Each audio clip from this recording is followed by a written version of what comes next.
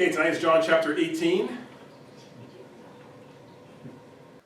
When Jesus had spoken these words, he went forth with his disciples over the brook Cedron, where was a garden, into the which he entered, and his disciples.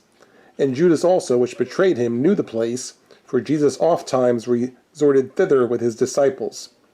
Judas then, having received a band of men and officers from the chief priests and Pharisees, cometh thither with lanterns and torches and weapons. Jesus, having concluded the prayer from the previous chapter, it says now they've kind of moved on to another place, and it says they cross over this particular brook, Cedron, which, by the way, I've found is also referred to by the name Kidron in different places, so the names are interchangeable. It's a brook that's near the Mount of Olives, which was a place that Jesus liked to go. And it says that they continued into a garden, which he entered with his disciples. The garden is not named here in the Gospel of John, but if you look in other Gospels, it says that he went to the Garden of Gethsemane prior to what's going to happen next. So therefore, and plus it's near this particular brook, so it's reasonable to assume that that's what the garden is, even though it's not named here. Right? And so that's the next action is going to take place. The next scene is going to take place in the Garden of Gethsemane. In the second verse now it says that Judas was also familiar with the place because they used to go there together, Jesus and his disciples. So that's why it says that Jesus often resorted thither with his disciples. So it was a kind of a favorite hangout, if you will. So therefore, Judas was trying to find where Jesus was because he was going to bring the officers there to arrest him. Right? He was going to betray him in this way. So it's not like today where you can say, well, let's just track him on his cell phone to see where he is. All right, you got to kind of know, where to find him. All right, so therefore he knew that a lot of times they went there. So I guess it was a reasonable assumption that they could go there and find him there. So that's what they did. And in 3 it says he got together a band of men and officers from the chief priests and Pharisees, and they came with the lanterns and the torches and the weapons. Right, so you can picture them coming with the lights, shining and so forth. So, we found you. All right, so that was, he led them to where he was for the purpose of betraying him and turning him over to them at this time. Jesus therefore, knowing all things that should come upon him, went forth and said unto them, Whom seek ye? They answered him, Jesus of Nazareth. Jesus saith unto them, I am he. And Judas also, which betrayed him, stood with them. As soon then as he had said unto them, I am he, they went backward and fell to the ground. In verse 4, as he says, Jesus knew what was going to happen. All right, it's not like they were really surprising him. If you remember, he sent Judas out from the Last Supper and said, what you need to do, go ahead and take care of it now. So he knew Judas was going to betray him and to bring the people to arrest him, and he was fully expecting that, so it's not that he was taken by surprise. That's why he just kind of picture the scene. He kind of stomps up to them and says, so, who are you looking for? All right, and so with the men not necessarily knowing even who it was they were looking for, it just says, he's looking for Jesus of Nazareth. And so as you see, he says, well, I'm he. And then in 6, it says that as soon as he said that, it says they kind of fell backwards, and as if they were surprised or affected in some way.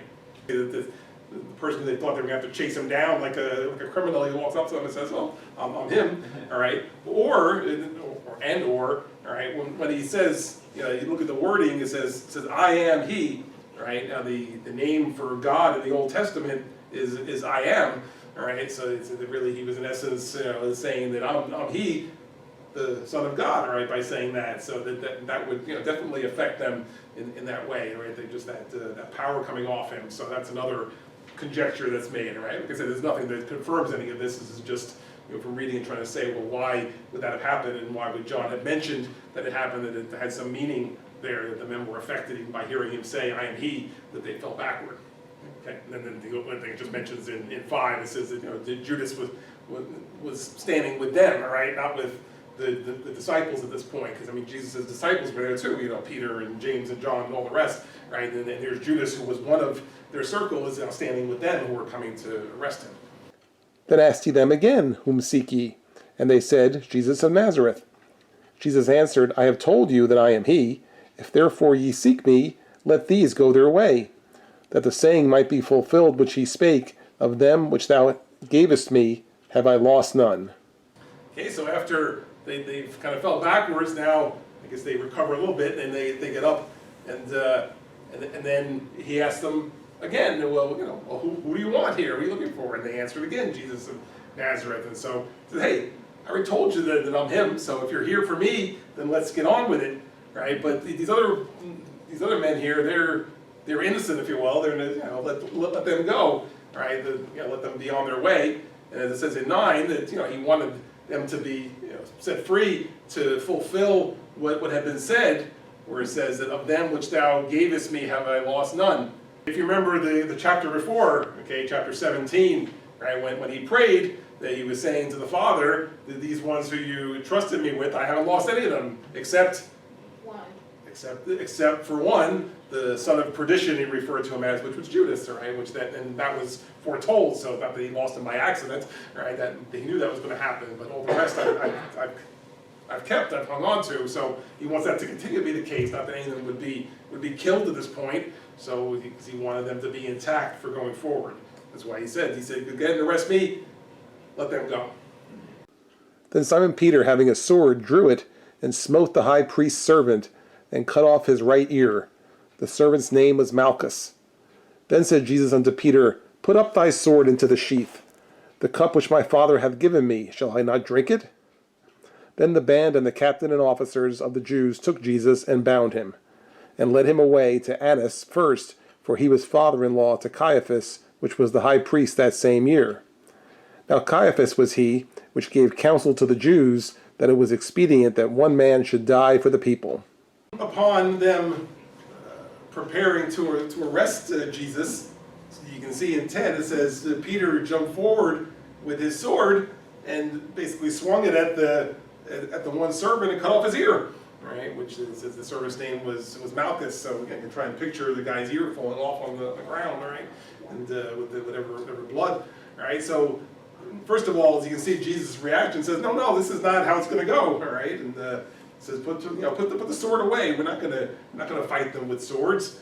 And in fact, in another gospel, right, that he actually says the saying which some people use today. He says basically, those who live by the sword will die by the sword. So this is not the way we're gonna do this, all right? And further, he says, the cup which my Father has given me shall I not drink. In other words, what my Father sent me to do, am I not going to do it now? They're here to arrest me and eventually crucify me. So we've come all this way for this to happen. So what? I'm going to fight them with swords. I'm going to run away. All right, that's not how it's going to work. I mean, he's prepared for them to take him because he knows that's what's going to happen next.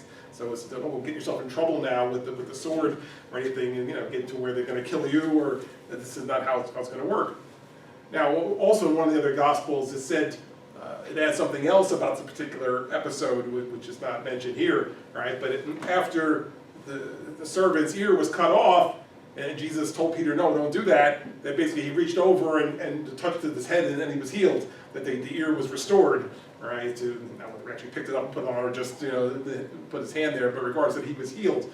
So he actually healed the servant right on the spot there. So again, showing that we don't mean you this kind of harm. And obviously they're just there to do their jobs, so he didn't want him being injured that way by his disciples. So therefore he healed him immediately, and his ear was restored. Okay. So that's kind of the last little episode there in the garden, right? And then as you can see in 12, it says now they went ahead, they took him, they bound him. In other words, they probably tied his hands and whatever, and said, okay, they're going to take you away now. The equivalent of handcuffs today, right? That they took him away. He was arrested, and it says and led him to Annas first, right? And where Annas, it says, was the father-in-law of the high priest Caiaphas. So they would taken him there because he had been, a lot of experience there, and so maybe he had to figure out, but he can get answers better. Let's let him talk to him first before we bring him to the high priest, before we figure out what we're going to do with him. Okay. Now it mentions in 14 that it says that Caiaphas, who was the high priest at this time, was the one who said in 14 that he gave counsel to the Jews that it was expedient that one man should die for the people. In other words, it's better for one man to die than for everybody to be affected. Now, that statement was made earlier in the Gospel of John. It was after he raised Lazarus from the dead. All right, after he raised Lazarus from the dead, they said this guy's getting too good here, right? And if we let him go, go on, everybody's going to believe on him, right? And what a tragedy that would be, okay? So then what's going to happen to us in our jobs? So we got to kill this guy. And then Caiaphas here, he said, yeah, really, it's better that one man should die than that everybody be affected by him. So that was what he said. But yeah, it was after the raising of Lazarus. And Simon Peter followed Jesus, and so did another disciple. That disciple was known unto the high priest, and went in with Jesus into the palace of the high priest. But Peter stood at the door without. Then went out that other disciple, which was known unto the high priest, and spake unto her that kept the door, and brought in Peter. Then saith the damsel that kept the door unto Peter, Art not thou also one of this man's disciples? He saith, I am not. And the servants and officers stood there, who had made a fire of coals, for it was cold, and they warmed themselves, and Peter stood with them and warmed himself. Now Jesus is inside the palace, if you will, all right, and it says that Peter followed, Jesus and followed what was happening. So it says that I guess he kind of stood outside the palace, and says he was there with another disciple. He says that now that other disciple was known to the high priest. In other words, he knew the high priest, so he was able to go in. All right, this other disciple was able to go in to the palace, and then after a little while came back out and basically tried to make arrangements for Peter to go in. Right, as you see in 16, it says Peter stood at the door without. It says then came out that other disciple, which was known to the high priest, and spoke to whatever woman was I guess in charge of the door, right? And so it's basically probably said let Peter go in there, right? So you can see that the woman then in 17 says to Peter, hey, aren't you one of that man's disciples? And he's, not me, I'm not a disciple. And now, if you remember the episode a few chapters ago, right, where Peter said, hey, I'll die for you, we're not afraid, I'm going to die for you. And Jesus said, before the cock crows tonight, you're going to deny me 3 times. All right, so here it was number 1, right, where he said, no, I'm not one of his disciples, right, and instead of going in 18, it says that the servants and the officers, everybody was kind of just standing around a fire, so Peter just went and stood with them, like, that's why I'm here, I'm just here because there's a fire, so I'm just going to stand here and warm my hands, that's all, I'm not really here with Jesus, I'm just here because it's cold, and so I'm going to stand by the fire here. So in 15 and 16, all right, it refers to that Peter followed Jesus and the group with another disciple. So who's the other disciple?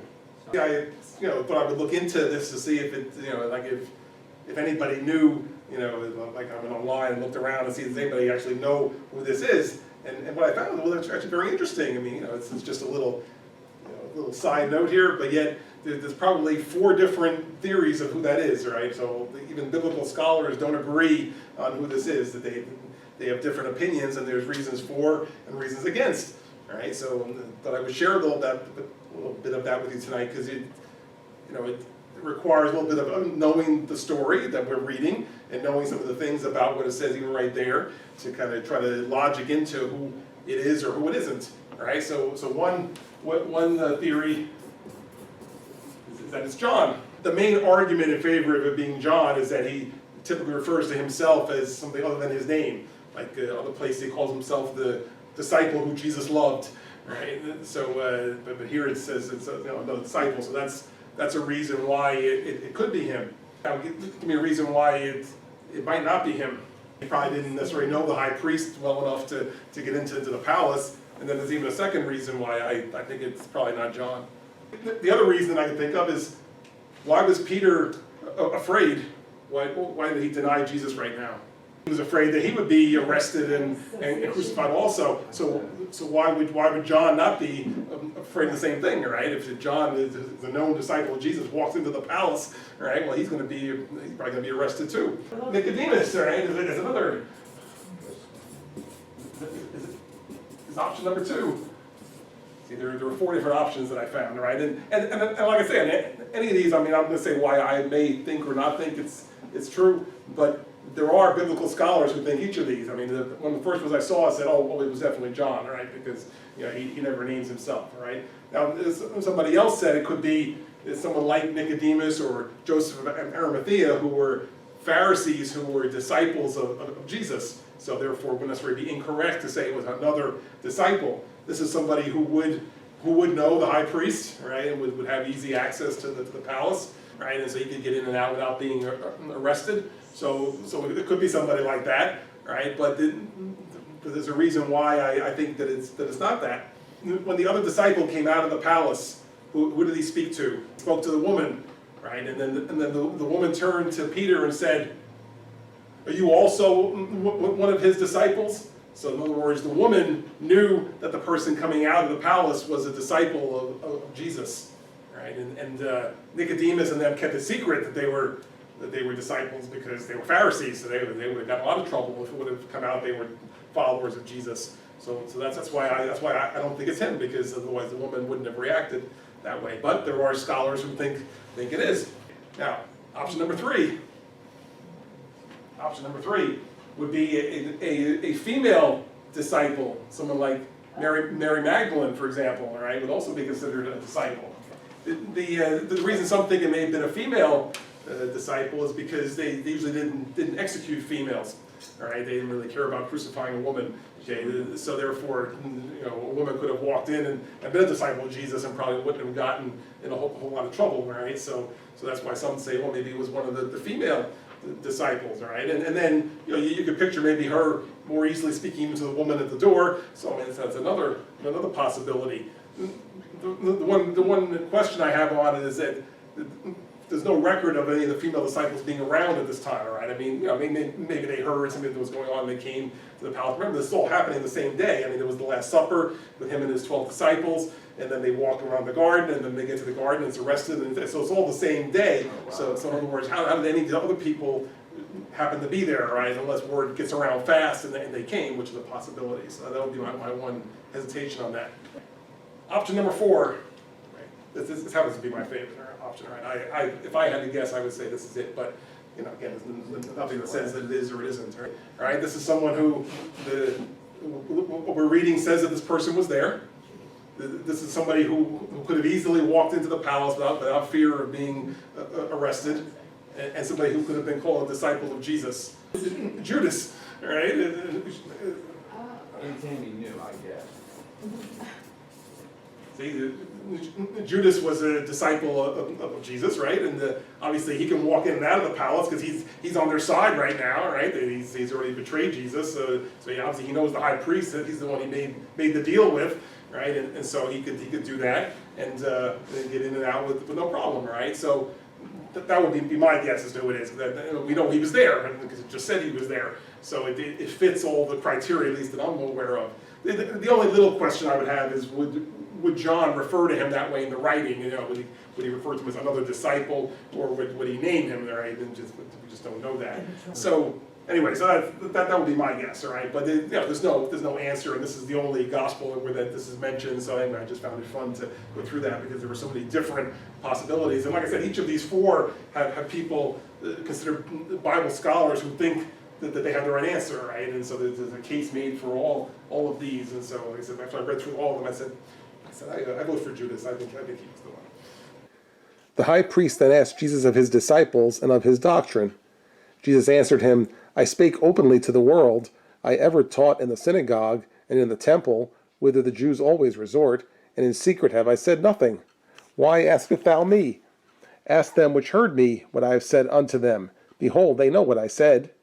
When he had thus spoken, one of the officers which stood by struck Jesus with the palm of his hand, saying, Answerest thou the high priest so? Jesus answered him, If I have spoken evil, bear witness of the evil. But if well, why smitest thou me? Now Annas had sent him bound unto Caiaphas the high priest. All right, so now the scene shifts to inside the palace. What's happening there? So it says that the high priest is asking Jesus some questions. Who were your disciples? What have you been teaching? What's your doctrine? Right? And Jesus said, hey, I spoke openly, so I was out teaching in the temple. People came from all around and sat and listened to me, and I've been doing this for a long time. So ask anybody else. And now you're going to ask me what I stand for, right? After I've been teaching it all this time, and you didn't want to hear me, just trying to shut me down. So that's why he said I was in the temple and so forth. I haven't said anything in secret. So So ask them what they heard. They'll be happy to tell you what I was teaching, and then you can get it from another person other than me. Right? So when he answers it like that, as you see in 22, it says one of the officers kind of, smacks him across the face, all right, and says, "Hey, how dare you speak to the high priest that way?" Right? In other words, he's not just giving a respectful answer, but basically saying, "Don't ask me, ask them." So he takes advantage of his position to smack him around, and so as you can see, Jesus says, "Hey, what did I say that was wrong here? I mean, if I said something that was wrong, then tell me what it was. But otherwise, why you hit me?" Right? And so basically, this question is going nowhere. So that's why it says in 24, it says now Annas had sent him bound to Caiaphas, the high priest. All right, and basically, so we're not getting anywhere here. So let's go ahead and pass him on to the one who officially has the title, and he can continue the questioning at this point. And Simon Peter stood and warmed himself. They said therefore unto him, Art not thou also one of his disciples? He denied it, and said, I am not. One of the servants of the high priest, being his kinsman, whose ear Peter cut off, saith, Did not I see thee in the garden with him? Peter then denied again, and immediately the cock crew.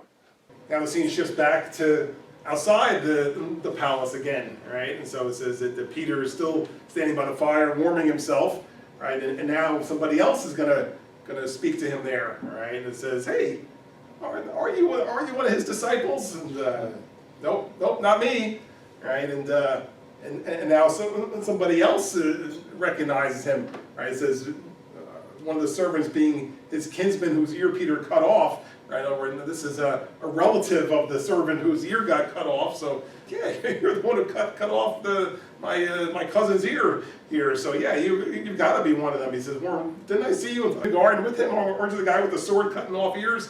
Right? And he said, nope, it wasn't me. Right? And it says immediately they heard the cock crow, right? Which was the signal, if you will. This way Peter heard that, and then it came right back to him that Jesus said, by the time that happens, you'll deny me 3 times. And so this was the second and third time, so that made 3. Then led they Jesus from Caiaphas unto the hall of judgment, and it was early, and they themselves went not into the judgment hall, lest they should be defiled, but that they might eat the Passover. Pilate then went out unto them, and said, What accusation bring ye against this man? They answered and said unto him, If he were not a malefactor, we would not have delivered him up unto thee. At least in this account, right, there's nothing said about what passed between Jesus and Caiaphas, right? Whatever it is, that's already done by now. Because now it says in 28, it says, Then led they Jesus from Caiaphas unto the hall of judgment, right, which was where the governor of the land was, which was Pontius Pilate, right, was the governor. He was actually a Roman who was assigned to look after Jerusalem, right, because it was under the occupation of them at that time. So he was the governor assigned to the area. So they said, okay, let's bring him to him now. We're not getting anywhere. We've arrested him and really want something to happen here. So it says they went and they took him to the judgment hall. There's a little, I think, interesting point here. It says that the Jews who were there wouldn't go into the judgment hall with him because they didn't want to be defiled. So apparently going into that place would make them ineligible to partake of the Passover supper, right? They would be considered defiled. They said, oh, okay, we'll wait out here, right? You go in there, we'll wait out here. We don't want to get cooties, right, by going into the judgment hall there, okay? So finally now in 29 it says, Pontius Pilate, he says, that and it comes out, and then it says, okay, why is this guy here? What are you accusing him of? Right, and then 30, they said, hey, if it wasn't somebody who did something wrong, we wouldn't have brought him here, all right? And the word malefactor, see, I looked it up. The word malefactor means a person who commits a crime or some other wrong, right? So basically a criminal. So it says, if this guy wasn't a criminal, we wouldn't have brought him to you. I mean, he's here because he's done something wrong and he needs to be punished for that. Then said Pilate unto them, Take ye him and judge him according to your law.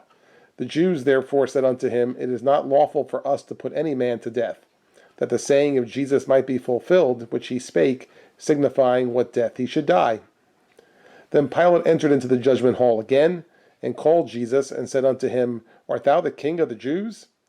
Jesus answered him, Sayest thou this thing of thyself, or did others tell it thee of me? When they said, this guy's done something wrong and he needs to be punished, So Pilate responds and says, well, take care of him yourself. Judge him according to your own law. You've got your own laws. Well, go ahead, and if he did something wrong, then convict him and punish him. Their response, though, is that the only problem is they were really looking to kill him. And only the Romans were allowed to do executions, right? So the Jews had no authority to kill somebody for anything, right? That's what they were really looking for. That's why they brought him to Pontius Pilate, because they wanted him to sentence him to death. So he says, that's why he says in the second half of that, the Jews said it's not lawful for us to put any man to death, right?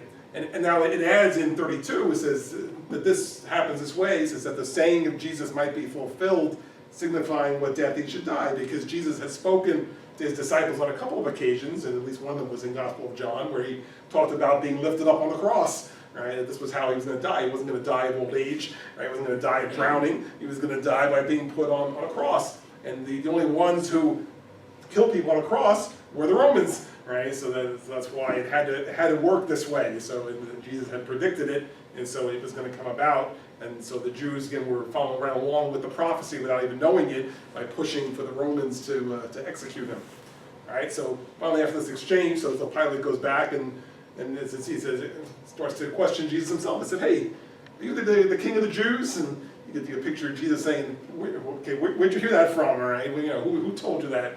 Because did you figure that out yourself, or did somebody basically feed you this line here? Because it's what the others were concerned about, that he was going to make himself king, which was never his intention, to be the king of the Jews on earth. His kingdom is in heaven. Pilate answered, Am I a Jew? Thine own nation and the chief priests have delivered thee unto me. What hast thou done? Jesus answered, My kingdom is not of this world. If my kingdom were of this world, then would my servants fight, that I should not be delivered to the Jews, but now is my kingdom not from hence. Pilate therefore said unto him, Art thou a king then? Jesus answered, Thou sayest I am a king. To this end was I born, and for this cause came I into the world, that I should bear witness unto the truth. Every one that is of the truth heareth my voice. After this exchange about being king of the Jews, Pilate says, what? Am I a Jew? I'm not a Jew. All right, so he says, your own people are the ones who brought you here. So your own Jewish people, so they're the ones who brought you. That's why I'm, kind of figuring out that they're thinking that you want to be their king, and so that's why they brought you here, right? But really, what have you done that's made them do this, right? Because again, remember, Pilate's like an outsider. He's a Roman, and so this is one group of Jews bringing another Jew to the Roman, right? And so really, it almost doesn't make sense to me. He says, what did you do that they're wanting to bring you here and have me punish you in some way, right? As you see in 36 now and 37, Jesus says, well, I could be referred to as a king, but my kingdom is not of this world. Right? That's kind of the key phrase, is that if my kingdom was of this world, then by all means I would get my servants to fight and defend me and so forth, but my kingdom's not of this world, so I have no interest in trying to defend myself in this world, because this is not where I even belong. Okay? My kingdom is in the other world. Upon saying that, so Pilate says, well, all right, so are you a king or not a king in 37? But so Jesus said, well, you might say I'm a king, right? But yet my kingdom is not here. It says, but for this cause I came to the world to show everybody the truth, right? Let everybody know the truth of who God is, who the Son of God is, and the way to salvation, right? So to show the truth, right? So it says, everyone that is of the truth heareth my voice. So if you're willing to listen to the truth, you're going to hear what I have to say. Pilate saith unto him, What is truth? And when he had said this, he went out again unto the Jews, and saith unto them, I find in him no fault at all. But ye have a custom that I should release unto you one at the Passover. Will ye therefore that I release unto you the King of the Jews? Then cried they all again, saying, Not this man, but Barabbas. Now Barabbas was a robber. 38, right, his first response is really to what was said just before that in 37, where Jesus said that I've come to share the truth, and whoever wants to know the truth will hear my voice. So Pilate's almost asking like a rhetorical question. Well, what is truth really, all right? You say you come to tell the truth. What is truth? You think you have the truth, and the other thinks they have the truth. So just kind of asking that almost a philosophical question. Well, what is truth anyway? And so is that all this is about? That you've come with your religion and your doctrine, and they don't agree. So that's why he then comes out and says, hey, I don't find any fault in this guy, certainly nothing to be arrested for, to be punished for, so basically handle it yourself is really what he's wanting to say. Now, what I notice, here in the Gospel of John, the level of detail is of course different in the different Gospels, all right? If you read Gospel of Matthew in particular, it's very detailed about what happens, kind of the exchange between Pilate and Jesus and the people and Barabbas and so forth. Here it's a little bit glossed over, so if you've ever read the other accounts, you'll get more detail here. But it jumps right now to him saying that he walks out into them in a way to try to get him released and says, hey, it's the Passover, and the Passover kind of have a custom that we can let some prisoner go free. So how about we use your pass some of it for Jesus here so that he can go free and then we can all forget about this tonight. But instead the Jews respond, no, let the other guy go, let Barabbas go, even though he was a robber and a murderer and so forth. We'd rather have him released than Jesus. And so that was what happened. And if you remember the other Gospels, it was a whole thing where he kind of brought them out and presented them both, and then the Jews in the audience went around and told everybody, okay, when he asked the question, everybody yelled Barabbas, and that was what they did. And so he said, well, do you want to go free? And there was a louder cry for Barabbas to go free, so Barabbas was set free. And so therefore then Jesus was left to be still imprisoned, and he was the one who was going to have to be executed instead of Barabbas, who deserved to be executed. That's why he's pointing out here that Barabbas was a robber. He deserved the punishment. He's going to get away with it because they would rather have him released than Jesus.